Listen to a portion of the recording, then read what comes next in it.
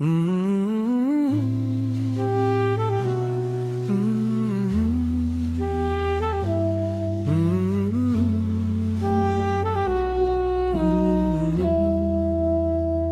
sevgini belə bilmez her adam, elə yazdım silə bilmez her adam, göre bilmez bile bilmez her adam. Bu sevgi pünhandı, aşikar değil.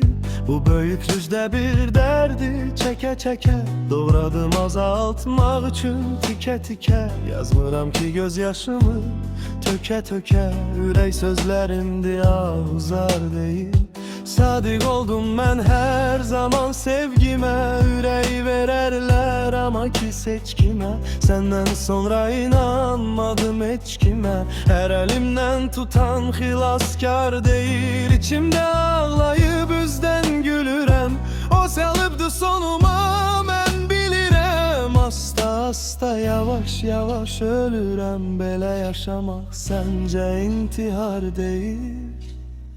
Vaxtıyla amansızca səhv edən, o səhvlər ki həyatımı məhv edən, özü oldu elə özünü məhv edən. İndi günahsızdı, günahkar değil. Sonuncu bəndi yazmayıb saxladım. Mən onsuz hər gün ürəyimi dağladım.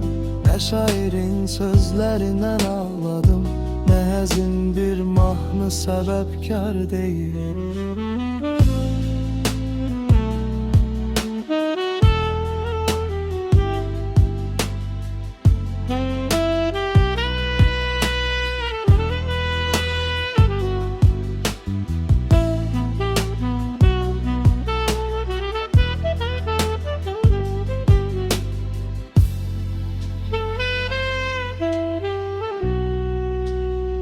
Sadık oldum ben her zaman sevgime, yüreği vererler ama ki seçkime.